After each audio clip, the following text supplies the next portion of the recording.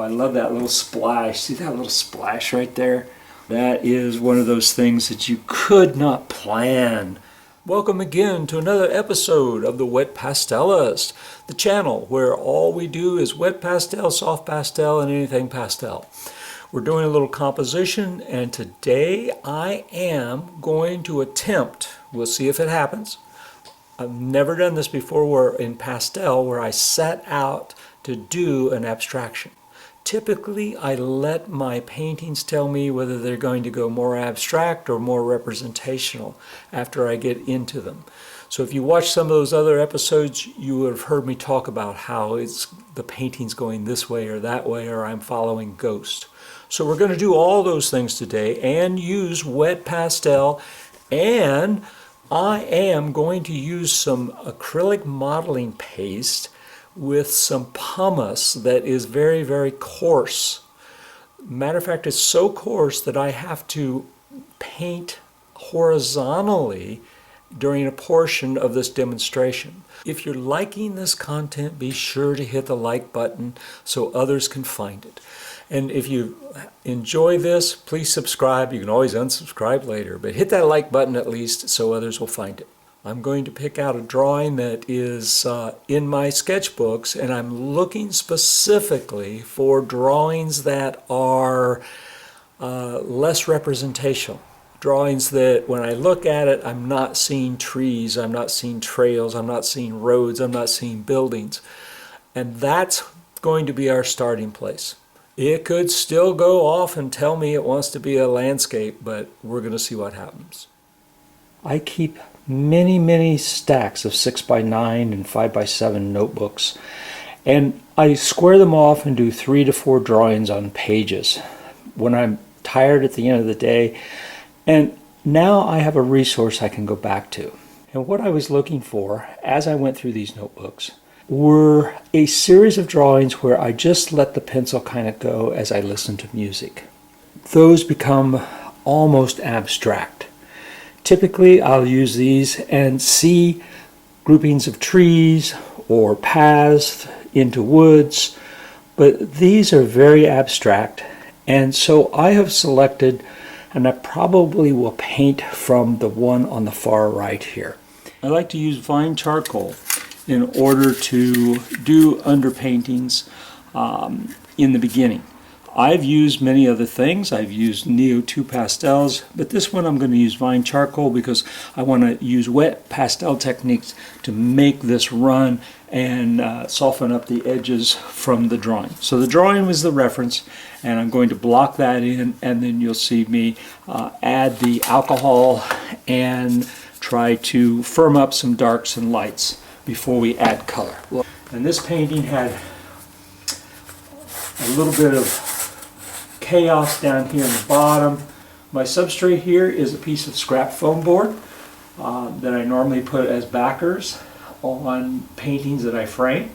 And this was just a scrap 12 by 12. I cut it down to be equal on each side, and I put clear gesso, which has a texture, and I see some brush strokes in here. So that's what I'm using as my substrate.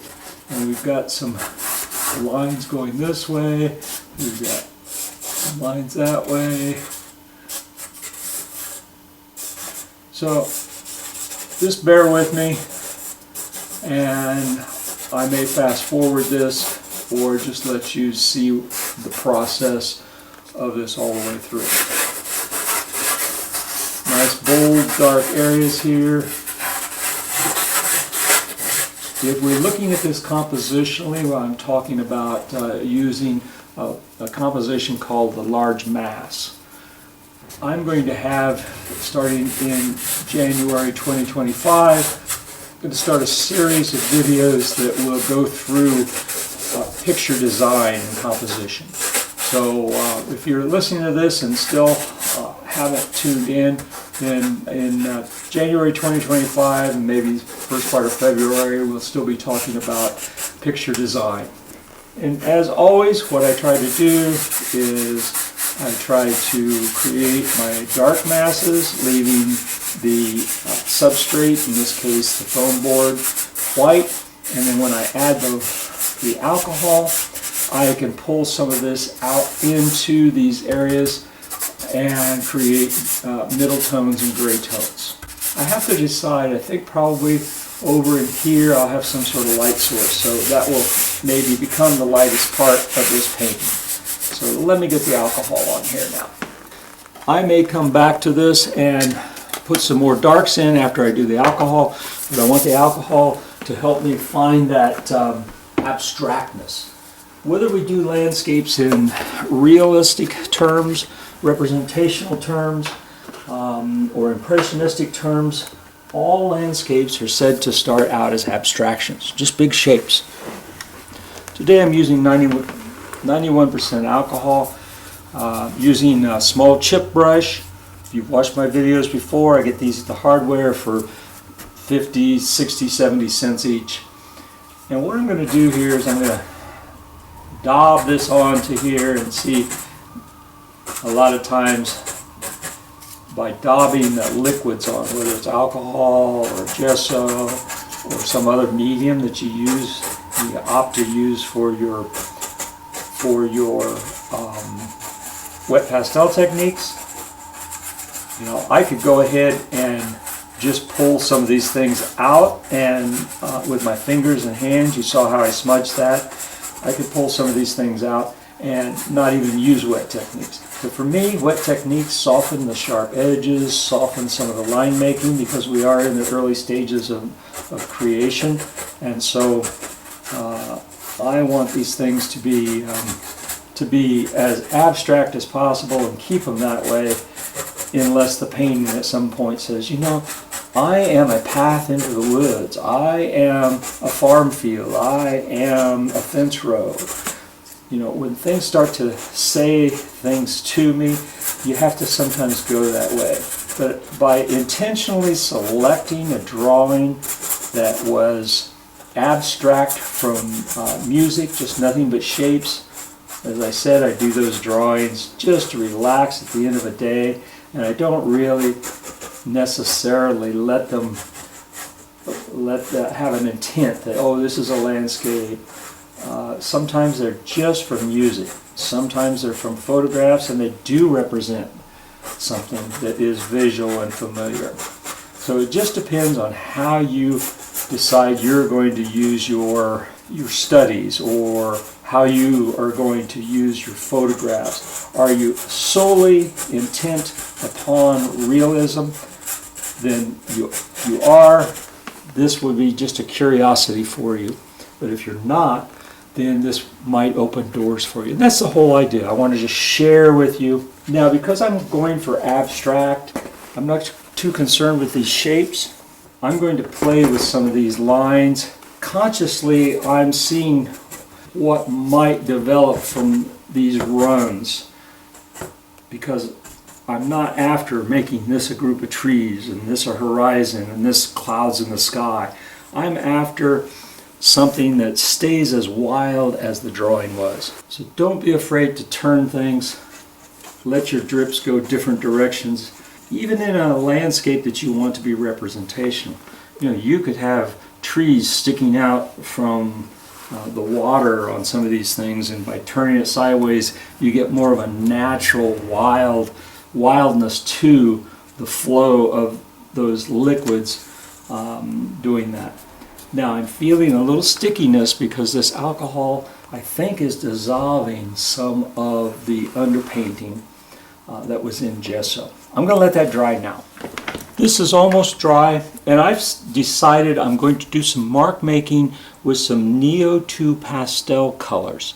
These are like crayons, like we used to use in school, but they're water soluble and liquid soluble. So later, if I decide to add or blur some of these lines or wash them out, I easily can before I finish with a pastel. So I have selected these as some of my mark making. I'm going to use kind of a blue to blue-green, maybe by mixing these two colors. And I've decided to go with a split complement palette, maybe some blue-greens for my darks, which will let me use some blues and violets in the shadow areas.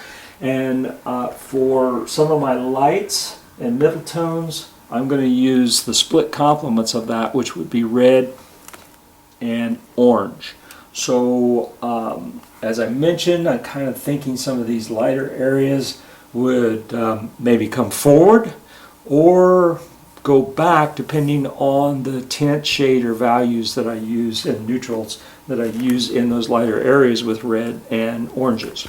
So let me get started with blocking this in and start to add some color, and we'll wash that out and see how that builds.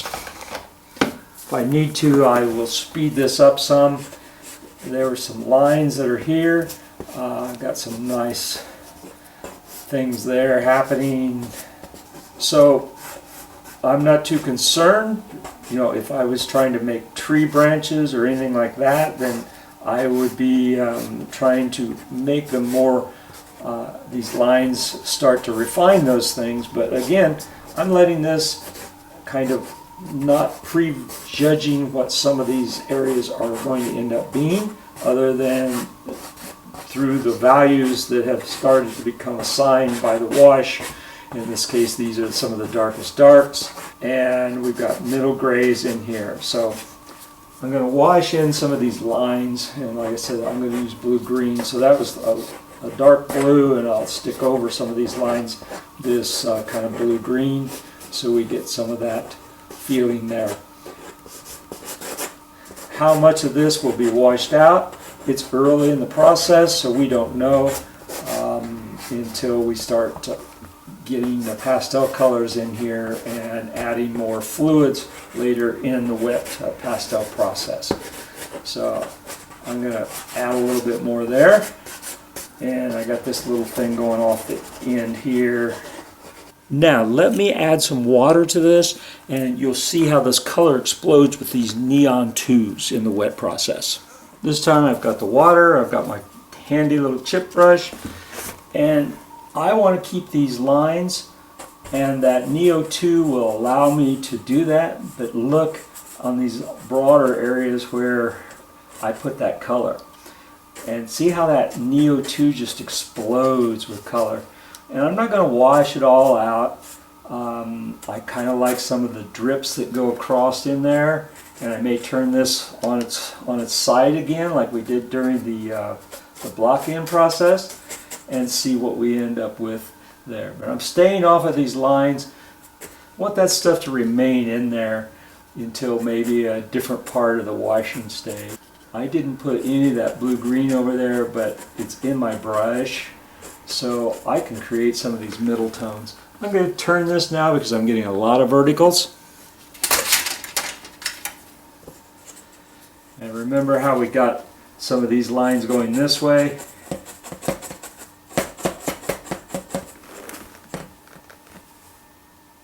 I add a little more water to that brush to see if I can't accentuate some of those things. We can choose to follow them, ignore them, or build upon them as this thing progresses.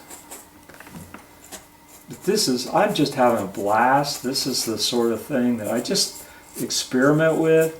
If I've got a landscape that it's forcing me to do things, if working from a photograph, that's why I love working from these abstract drawings that I create from either life in plein air, or in this case was just from listening to music and letting my hands go to the beat of the music.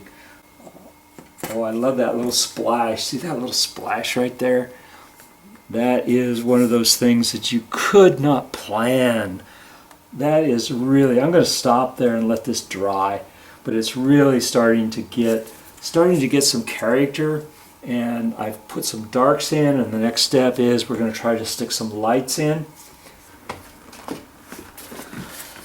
Remember I said I was going to use the yellows and oranges. Some yellows and oranges that are really pale in these Neo 2 pastels. So I'm going to come into here where some of the brighter areas are, and I'm going to use the side of this. It is still a little wet, so it is making some mark making in there. I'm going to go around some of those lines I left and put some of that in there, and we'll just maybe wet some of those areas before this is even dry. It's not dry yet. I'm working into wet areas, so it's coming off and giving me color. The whole idea here is this is going to be a pastel, but just because you're doing pastel doesn't mean you can't use any other medium. Acrylic, you could even use oils if you're patient enough to wait a few days for those oil washes to dry, and then you come back over it. The goal is to finish with pastel and use some of these colors as guides as I start to explore some of these lines and these abstractions that nature and me tilting this have created together. This is a collaboration with nature. Oh, I got into some blue, and there's a little shadow from my brace here, but it made an interesting, you know, Bob Ross, we all joke and say happy little accidents, and it's true. You know, Bob had it right on the money, and serious artists just kind of made fun of, you know, his joy of painting, but he introduced so many people to art that otherwise would not have been introduced, and we need to celebrate his memory. There's a wonderful story where he was on a talk show, and he's told, I think it was Mike Douglas talk show. You young people don't even know what I'm talking about. They used to have talk shows like they have The Voice in the morning and stuff. But Mike Douglas asked him, do you think that you'll ever be in the Smithsonian? And he says, no, but I think my work will end up after I'm gone in galleries. Well, what happened was the New York Times reported several years ago that Bob Ross's work was accepted into the Smithsonian, but is no longer shown in galleries.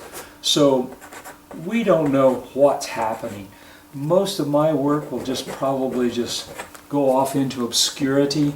Most of everybody listening to me, you'll enjoy art. Art gives us a way to relax, gives us a way to ease our mind, gives us a way to escape sometimes what we have to deal with in our jobs, in our families, in our work. Oh, I'm starting to love those mark making in there. This crayon fills up some of this texture, so I may have to go back over this with fixatives and then add another layer of clear gesso to get the tooth I want and the textures coming out of this. So let's see what happens from this point on. I rinsed out my chip brush, and I've gotten fresh clean water because I was in the darks, and now I'm going to see if I can make some of those neon tube colors explode and start to create more interest. They have a lot of skips and jump because of the texture on there, but when you add the water and you brush it a little bit, you're starting to get a little richer color in some of these areas. Now, I'm not brushing the whole thing. I'm being very selective about where I'm adding this. And there were verticals there, so I just push a little water onto it. Now I'm going to do that tilt thing again, because you can get, if you just leave your substrate and your painting in one spot using wet techniques, many times you get too many vertical lines or too many horizontal lines if you're turning it sideways.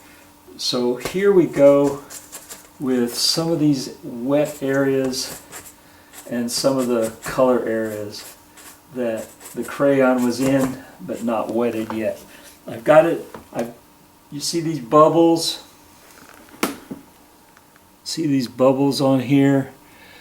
It's loosened up the wet pastel, and now I need to run it by putting more water and getting some of those lines, random lines across. Oh, look at that. I can even turn it as it's making its way across that. Oh, there's some beautiful little, almost looks like a road map coming through there. So this is just so much fun. If you haven't tried to just let a painting do things, you've seen people that use a lot of alcohol inks and they do this with the inks. It's the same process. We're creating abstractions, abstract shapes, And now it's up to us as an artist to select what do we keep, what do we follow, what compositionally will work. When I start adding color to this, I have to be conscious now of color theory. And some colors, Hans Hofmann talked about the push and pull of colors with abstract art. And that's what we're looking at here, whether it's abstract or landscapes or representational images. We are pushing and pulling things forward and pushing them back by the way and the colors that we'll select as we go over this. Let me get started on that color selection now using pastels once I blow dry this thing dry. I'm going to take a break and blow dry this and see where these areas are that have middle tones, and then I will, from my pastel box, start to stay in that palette of blue-green with split complementaries red and orange, and make some of these things come forward or push back based on the shapes and the images and the lines I decide to keep and the ones I decide to cover.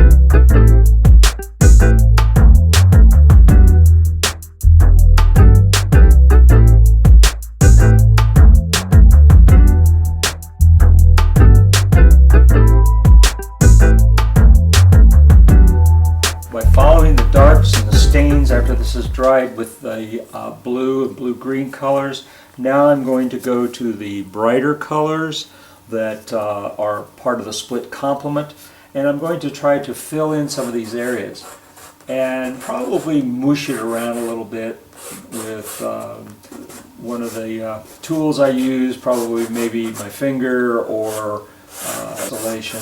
So I'm going to try to brighten up some of these areas, but I'm wanting much more texture in some of these areas. So once I fill this in and I get a sense of values, pushing and pulling on this between the lights and the darks and contrast, then you may see me reach for some acrylic gel medium, or you might see me reach for some other texturing materials and create some raised areas so that I have a kind of a relief that an oil painter might have if they were doing impasto over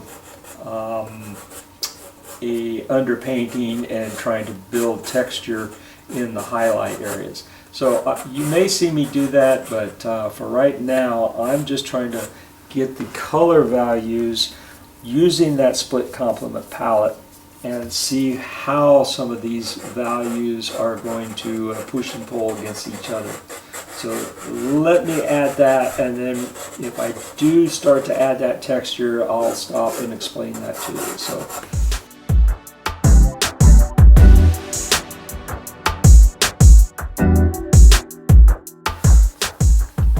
So I've got my darks and lights established. Now I'm going to come in here with some of these blue greens and paler blue greens and see if I can't get some middle tone action happening to join the lights and darks in places and contrast them in others. So, and again, I'm just following those stains. I'm following. This value is close to this stained value that the liquid process gave me. That's one of the reasons I like to use wet pastel techniques, is because you get a gray value if you're using charcoals, you get values from your underpaintings, and all you've got once you select your palette of colors, which in this case was blue-green with the split complements red and orange, And once you go in there, then you can just put the pastel, and if the mark I put on this stain disappears, and it does, then I have the same value color in there. That's one of the tricks that Albert Handel teaches, is that if you've got a value, whether it's gray, black, black and gray, black and white, and you get a gray value in here, just putting that mark, or even you put another color down and you want to see, is this color similar to that color in value? Value meaning if you were to turn it to gray, the two would match. And so what he does is he takes a stick, you see him constantly, it's like, well, let's see if this is right. Oh, that's brighter. Okay, let's see if this is right over here. Yeah, that disappears in that wash. So this is the right blue-green that goes with the grays that the wash gave me. So when I start marking and it starts to show or contrast really a lot, it means I don't have the value, that those stains are a different value than the color I've selected. But the neat thing is you can have different colors stacked on top of one another, and if they are the same value, when you get close to this image, it becomes interesting because there's so many things happening in just a small area. I'm switching. This is a slightly different color. I've tested. It blends in with the colors I put on, but when you get close to this, you see multiple color hues, yet the gray values of those are going to be equal to one another, and that's why they can stand being on top of one another.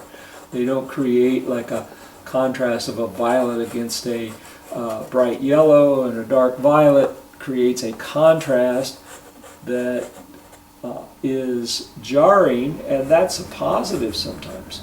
But in the case of many of these little areas down in through here, I am trying to get different color hues to work with each other. Like this and this red are the same. The red is bright, but the blue-green is dull, yet when I mark on that bright red, this blue-green disappears. So if you turn that area to gray, they'll be with the same shade of gray, but because they're different hues, the eye sees all those little details that, that this camera probably is not. So I'm going to go through here and do some of this and marry up some of these different color hues into this, and that's creating some interest. Then I think I'm going to take modeling paste over areas of this, and you'll see me go into those areas to raise some of the texture up out of there. This is open acrylic gel gloss. It has no pumice in it. This is a hard molding paste. It's a golden product. It is not open, so it will dry faster than the last one I showed you. This is a golden product, coarse pumice gel.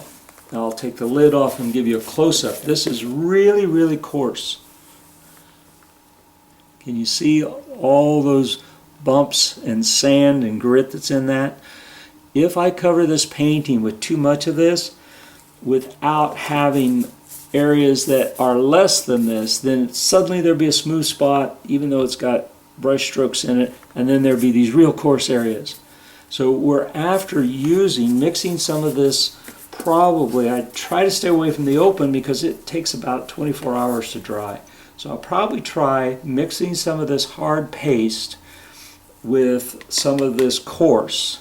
I'll put some coarse on in the areas I want the most texture and raised, but to blend it to the areas that just have gesso and brush strokes, I need to add more paste to this and feather it out around the edges. So that's what you're going to see me do now with palette knives, and in my little pools of that I dip my palette knife in, I'll have different combinations of these straight, some of it mixed with it, and then probably a lot more of the paste and fewer of this, so I get a gradation from the really textured area to the areas that just have the gesso and brush strokes. You can't see those on the video, but when you come up close you can see lots of tiny little skips and jumps. And we're trying to marry those smoother areas, even though they're heavily textured, to a medium texture and then to something that is much coarser. So it doesn't just have a no texture. We don't want that much of a gradation. We want where it's nothing or all.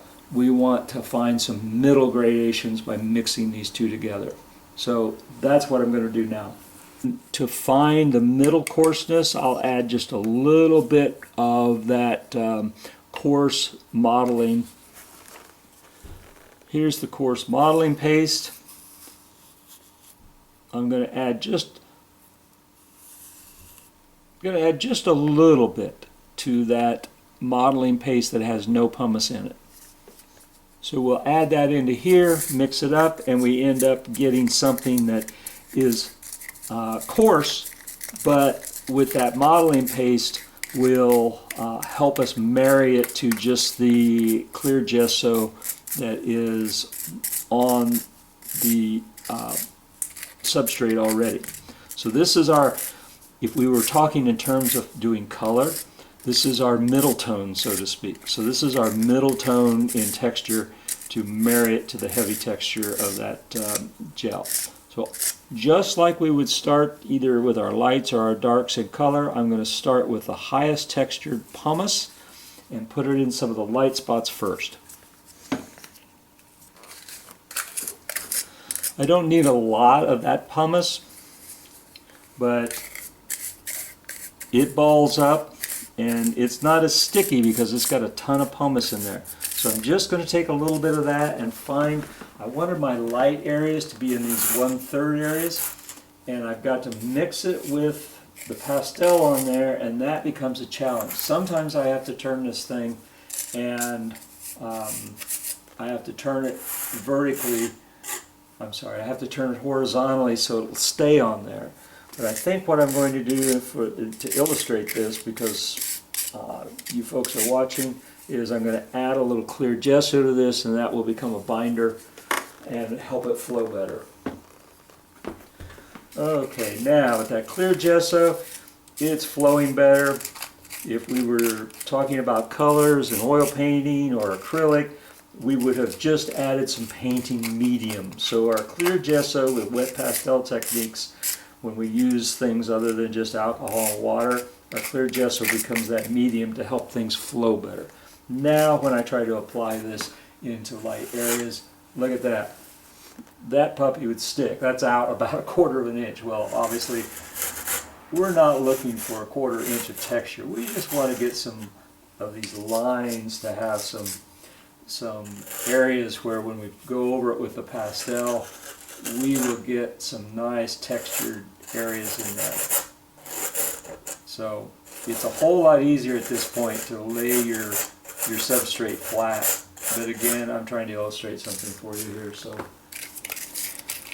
and when you're adding this much texture and you're using these modeling pastes, the immediacy of pastel is what many people, and that's one of the things that drew me to pastel, was you just, oh, that's not the right color. So you pick up another stick, as opposed to oil painting and acrylic where you would have to stop, go to your palette, mix up some colors, see if it's the right value, see if it's the right color you want, if it mixes well with what's already there. So, you know, I was drawn, as many people are, to the immediacy of pastel, and by adopting wet pastel techniques, you are abandoning some of that immediacy, because once this is on there and I've married it to the underpainting with less pumice in areas, then I have to let this thing dry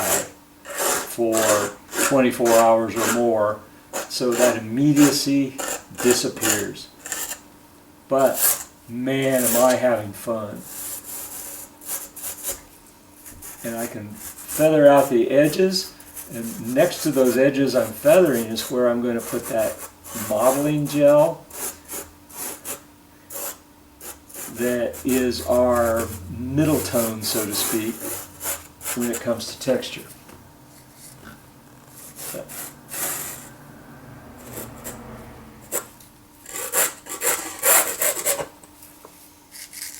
And because this stays wet, when I start to go in there with the middle tone textures, I can blend just like I would pastel. I can blend these textures.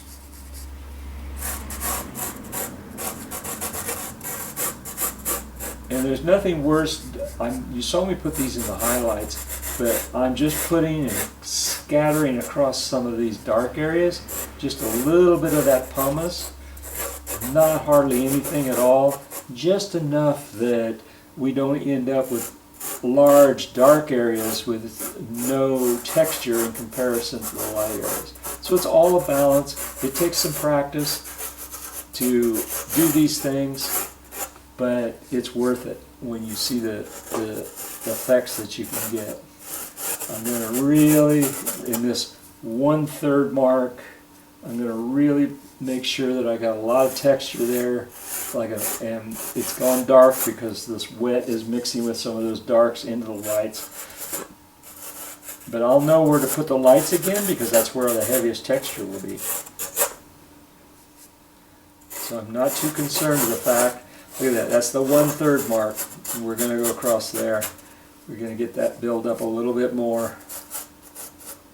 And I think it's almost time now to switch over and get our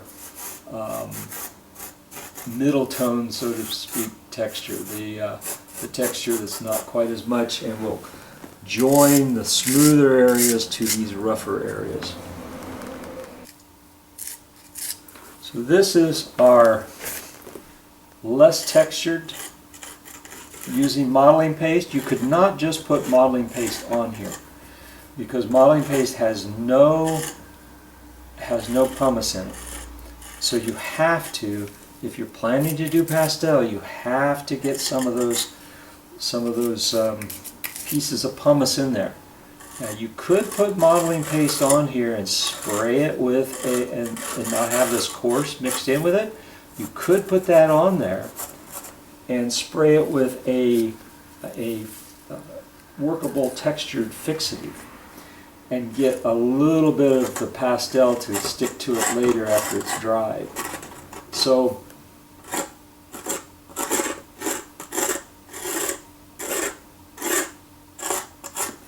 now I'm doing a lot of verticals. You saw how I turned this when I was working with it as with the alcohol and the liquids. We're going to do the same thing so we can get some diagonals, and I'll use my same techniques here to try to get some of that. Now this has less texture with it, and I can come out into these areas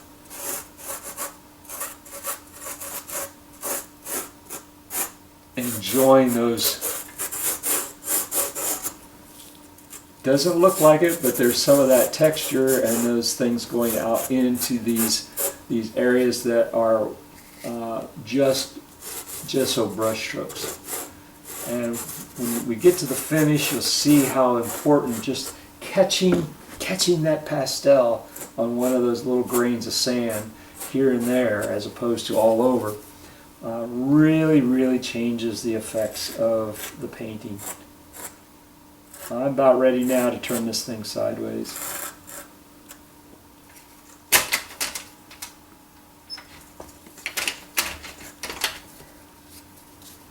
Just like when you're painting, you can get too many vertical, too many horizontal strokes, and I'm looking for some of those areas that are diagonals where the drips have come across, and looking to pull some of those areas. And I'm basically finger painting this modeling paste into some of those areas. There's a nice one going right across that line that we made. We want that. coming up here. It comes right out there. It's really easy to overdo this. So in the beginning you might not want to put as much on as I have, because experience tells you how this process of marrying these smooth, less smooth, and extra rough areas are to be handled. Getting that mix just right. And I just love how deep some of these textures here are, but I've got to marry those out in to these other areas here.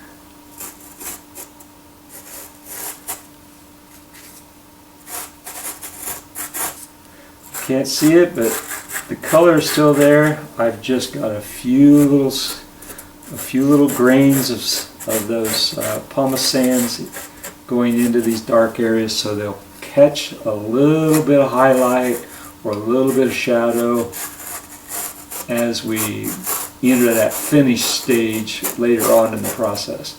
But this thing's got to set now.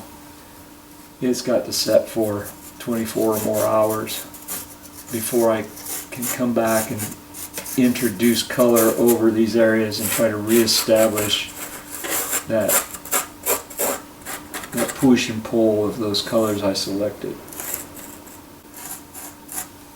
Kind of like this starburst effect kind of coming in here. Remember that I got all excited about, oh, look how that color blew up, and said about Mr. Ross and his happy little accidents. Well,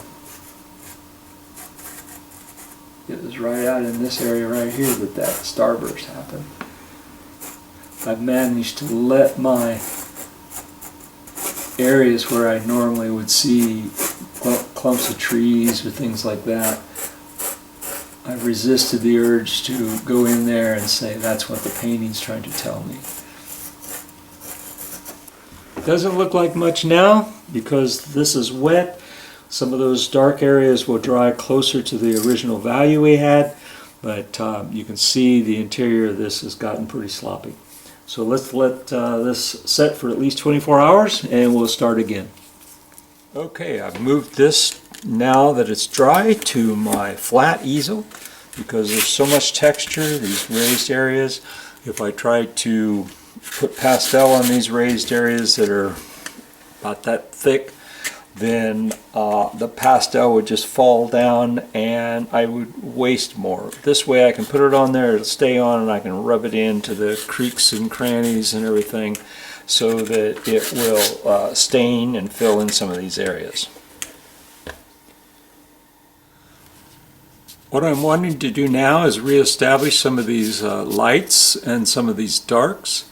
After having this wetted, my darks are over here, but when I added the gessos and the pumice, the colors bled in and filled in some of my lights. Using pre-visualization, I'm going to try to remember what some of those were. And the beautiful part about this is that I don't have to remember exactly, because it is a piece of art and we are trying to go let it go abstract, if it will. So when I reestablish these things, it's not going to be that important whether it looks like it did before. I just want to have the right feel as I reestablish these things.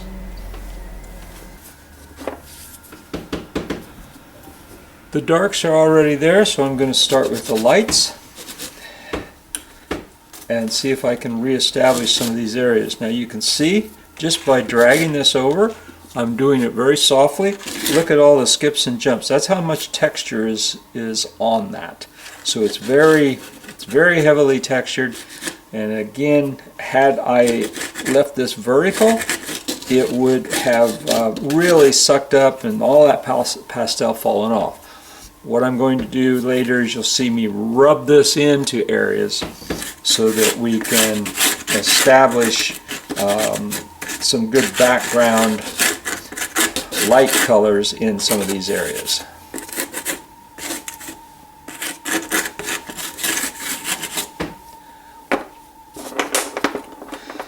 And remember our blue greens. Our blue greens are at the top of our split complement. If you got a color wheel out, the blue green would be at the top, and your split complements would be the oranges and the reds. Of course, you can use other colors, but these need to be predominantly the colors in order to stay in that split complement palette. And it gets a little noisy, so I don't know if you can hear me over some of this rubbing, but it does get noisy, there's no doubt about that. Like some of those drips that were down in there. In order to film this, in case you're wondering, I'm painting upside down. That's why my hand is coming in from the top. But it's maybe going to be an abstraction. So what really is upside down? You see, we've always seen those paintings where you turn it and you go, oh, which side's right side up? Oh no, what am I going to do? You're mad at him at all.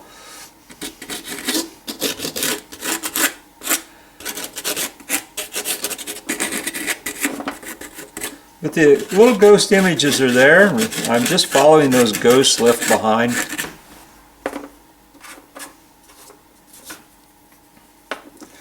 Now, I'm using blue-green, and I'm using oranges and reds, so here's a little bit of a violet. Now, if I fill this all in with some of this violet, then I would be slipping away from my choice of a split complementary.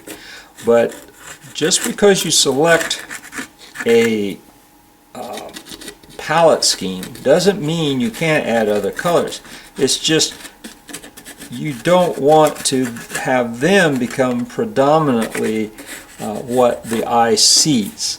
So in color theory, the split complement helps you decide what palette you might want to develop and what color schemes you want to use as far as what we artists call your color palette. But it doesn't mean that you have to just stay within that. As long as you don't pollute the colors to the point where it turns purple, then you haven't left the split complement. Okay, now I'm going to show you how I can blend some of these things in. I've got my trusty pipe insulation, and I'm going to start with the lights. Now, see, I'm able to get down in there, and I'm going to blend this in. This will soften the edges, create some areas. I'm using the go into the lights first, kind of like watercolor in the sense that you establish where your lights are, because this gets polluted, the colors will start polluting some of the other areas. So I'm just touching here and there, and hopefully you can hear some of that scratchiness because we've got some of that pumice all over this, but in varying degrees of hardness.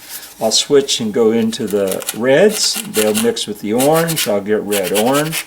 It's still a split complement. And there's those violets in there, just in a few places. Look at that.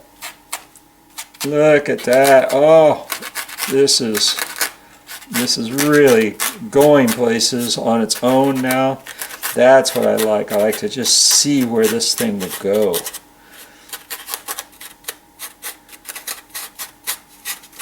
And I've got a lot of uncovered canvas, so to speak. In this case, it's foam board that's been texturized. I want that yellow up in here.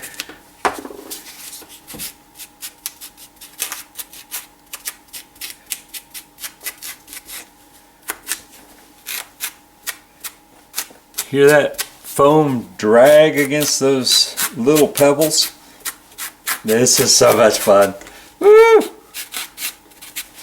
I'm using a different one because now I'm going to go into those darks. I don't want the oranges and reds to go into these areas. It'll turn too gray because some of the blue that's in these blue-green will mix with that orange and it will go gray on you because they are complements to one another. Oh, this is getting kind of fun. Look at that. Now I don't like how this is just in the center. It's just right smack dab in the center. So I think I'm going to make some changes there, and I'm going to move that highlight a little further over into here, into that 1/3 area that we had. Look at the, you can drag that across there. Look at that, look at that, just look at that. I really like how when you add that pumice that you get these really interesting little areas.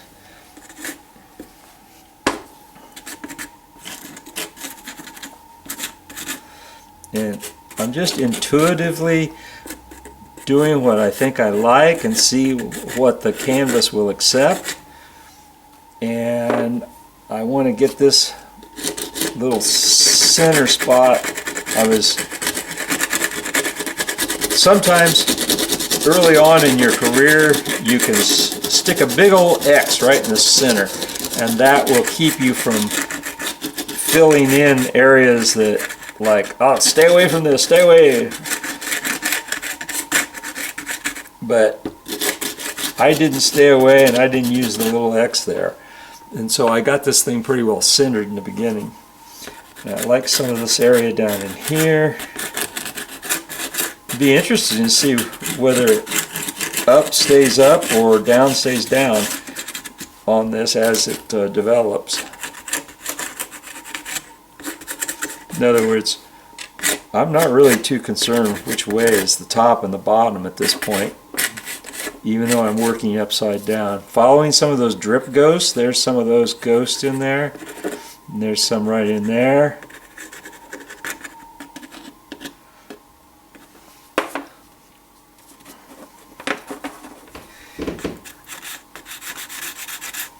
Getting a little heavier there. Now, this pipe blending that you saw me do, I'm going to turn this off camera. I'll turn this up, right side up, vertically right side up, since it's lying flat right now. That's what I mean. We got a couple of those diagonals that I wanted to keep in there. I'm going to see if violet is what I want in there against that blue, or whether there's that one diagonal we had in there that really had some interest.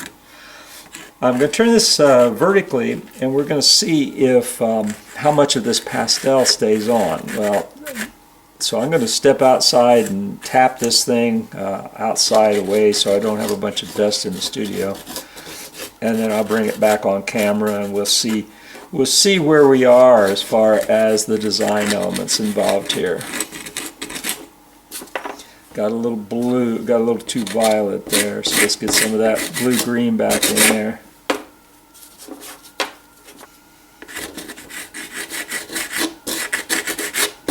This is the fun part. You get that texture on there, and you can press harder, you can press lighter, you can make some lines, you can come back in here and do many different painterly things, as they say. Give it more of a painterly feel.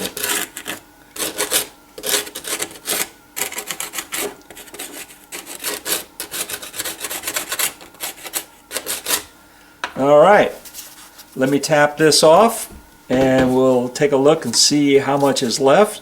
And then at that point I might go vertical again on that easel, and we will firm this up with some near finishing touches. So we'll get it about 80 or 90% on camera. The video won't see, even if I did it 100%, the video won't see the details that are involved in a finish. But this will give you a good idea that if you start with kind of an abstract sort of drawing like we did, a series of drawings, then you'll be able to not be focused on, oh, this looks like a tree, this looks like a path, and it may or it may not take you to an abstraction. We don't know yet. I've got to do the finishes. So back in a minute. Okay, back on vertical ground, so to speak, as opposed to solid ground. Shaking the dust off, and now I'm going to go in here and I'm going to very lightly, I'm going to be starting the finish, I'm going to find areas where I can brighten some things up, push some colors back. It's just a light application here and there until this thing starts to become more finished. As I mentioned earlier on, Hans Hofmann had the push and pull depending on the color hues, depending on brightness and contrast. Then the colors will come forward and go back. Red has a tendency to come forward, especially placed against something that is dark. Now, the color hues I'm using are very close to one another. If you turn these to grayscale, there's not a 1 to 10 separation like you would find on that grayscale. So the color hues are what is pulling something forward or pushing something back. And I'm trying to catch some of these areas, just little places that I can follow, some of those ghosts, some of those drips. The drips were down in here. So I'm just going to keep finishing this. We'll fast forward or speed this thing up.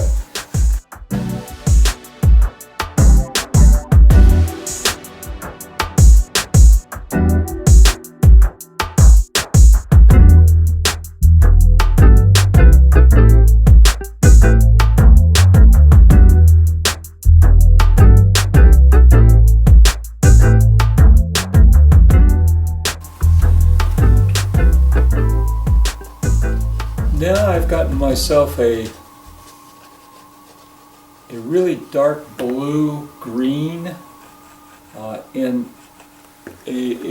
probably a number 1 or 2 value, and I need to use it sparingly. I just need to put it in here to create some contrast where I want some things to pop. And because this is our 1/3 line, the magic thirds, probably some of these highlights, now they look a little sharp, but I will blend and feather the edges out. But I want to establish this dark mass a little bit better,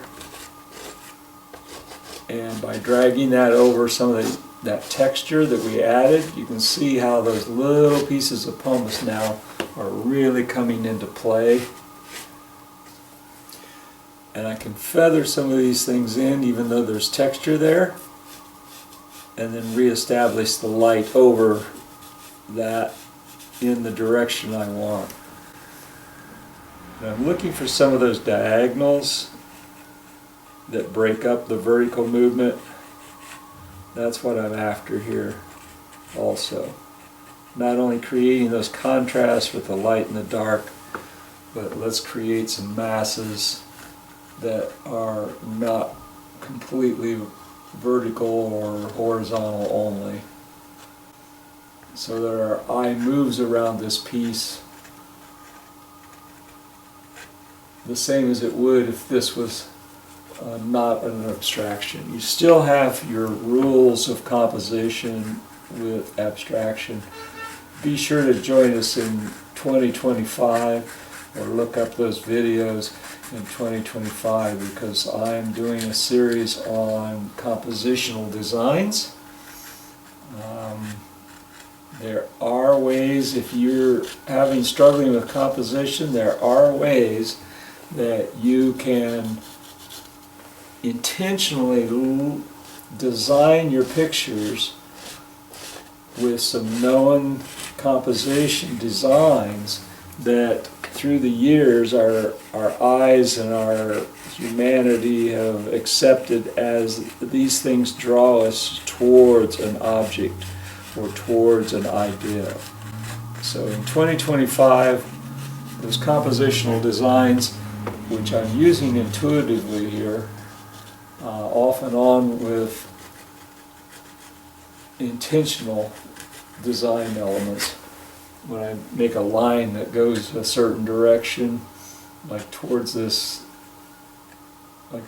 hot spot here, then I am intentionally doing that. But there's some intuitiveness that goes into good composition too. But until you learn those things, you can't subconsciously do it. All right, for the video, even though I shoot these in fairly high definition with the upload speeds I've got, you're not going to see much more detail. I think you're getting the idea of how I can push and pull certain things forward and push things back depending on how I juxtaposition some of these colors.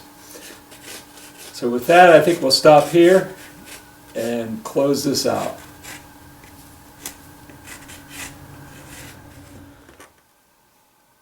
We set out to do an abstract intentionally, something I've never done, and it worked. I don't know that it's going to be a good one. I'll know in 3 or 4 days or 2 or 3 weeks after setting it on my wall whether I like it or not, or you may see another episode where I just paint over it and do something else. But anyway, hopefully that gave you an idea of how you can approach pastel and maybe intentionally make an abstraction. If you're liking this content, please hit the like button. But until next time, so long everybody and happy painting.